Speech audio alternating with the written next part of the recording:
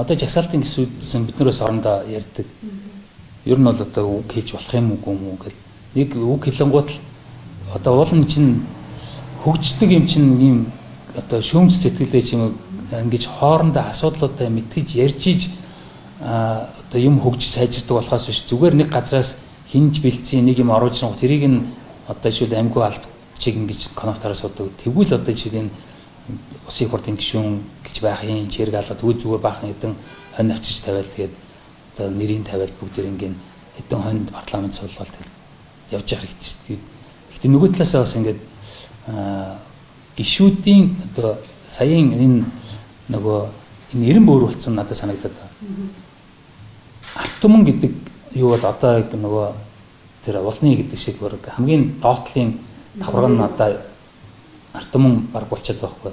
Арт түмний төлөөлөл нь бол ингээд ямар ч хүчгүй заавал одоо жишээлбэл хэн нэгний татастай ч юм уу хэн нэгний үгээр явах хэрэгтэй ч юм уу өөрийн гэсэн дуу хоолойгоо илэрхийлэх боломжийг ингэж хязгаарлалт байж болохгүй гэж боддог.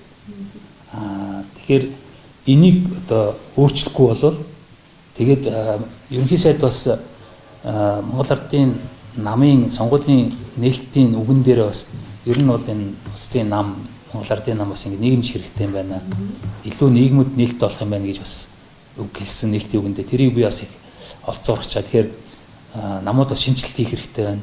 Хэрвээ ингэж шинжил хийж илүү ингэж олон ургач үзлийг гаргадаг. Тэгээд энэ дундаасаа илүү шинэ одоо хөгжлийг олж чаддаг. Тэгэхгүй нэг газар хэдэн хүн харьцагчаал нэгдүгээр тойрогт нь 2 3 юм яриад бүх юмыг шийддэг. Ийм байвал одоо нуусч өгчихгүй шүү дээ. Энэ хилцүүлгүүдийн явцад бол бас яг төсвийг бооцсон гэдэг шиг ер нь бол төсвийг ингээд хайрцаглаад энэ хилцүүлгийн явцад бас зарим гишүүдийг бас хөдөлж авах гэх юм уу да сангийн би бол энэ засгийн сангийн яамнаас ч юм уу санаатай юм байсан бол гинт 600 тэрбум төгрөгийн одоо ийм боломж гарцсан.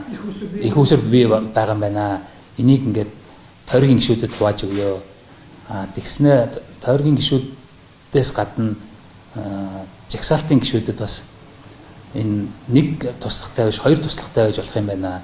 Энэ мөнгө чинь бас энэ төсөв дотор байгаа юм байна. Байсан юм биш үү тэр гэдэг байдлаар одоо ярьж байгаа байхгүй тий. Тэгэхээр ер нь бол эндээс харахад бол ингээд өмнөсөн гэж байнга л төсөв дээр одоо тэр нөөний жидүү сангийн гэж зээлгээд нэг бах хүмүүс аваад юу хэрэгт орсон шүү дээ. Тэгэхээр ер нь бол жилээс жилд энэ төсөв батлуулахын тулд ямар нэгэн байдлаар ингэж юу шийдвэр гарах улсын хурлын гишүүдийг ийм жижиг эрх ашгуудаар нь талимдуулж одоо жишээлбэл ингэж саналыг хөдөлж авах юм бол явдсан байна гэж надад тийм төсөөл төрсөн. Тэгэхээр энэ буцаад яг энэ байдал нь өөрөө өнөөдөр энэ төсөв ингэж данхааж ийм том болсон одоо энэ саяын одоо арга гэх юм уу одоо хандлага гэх юм уу энээс болж энэ төсөв бол ингэж байнга дэлж исэн юм байна гэж зүгээр сэтгэл төрсөн. Тэгэхээр тэр засаг нь боогод оруулж ирсэн төсөв дээр сайд нар нь өөрсдөө ямар увайгүй одоо шил өөртөө өөрийнхөө тэр тойрогтой юм тавиулахын тулд зүтгэдгийн гэдгийг бол одоо нүдэрээ харлаа яг дунд нь байж харлаа. Би бол одоо үнэхээр тэрийг бол тэр хүмүүсүүдийг бол одоо гайхсан одоо ямар одоо бараг юугаар хэлвэл ой гутсан. Ингэж одоо улсын төлөө одоо би бол энэ олон сонгогдсон гишүүдийг бас хөндлөх хэрэгтэй юм байна.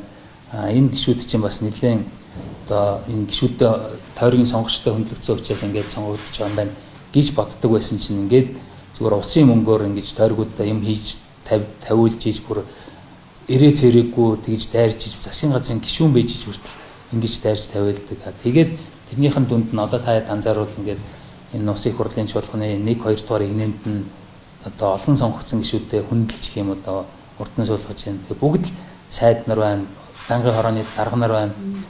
Гэтэл одоо яг энэ байж байгаа энэ хийж байгаа авир үйлдэлийг харахад бол тэд нар бол тэгж хөндлөгдөх одоо ямар ч ирэхгүй. Тэд нар одоо үсгийн дараалалаараа байраа тгий суух нь баг энэ зарчимд нийцсэн юм байна. Надад бол тийм сэтгэл төрсөн.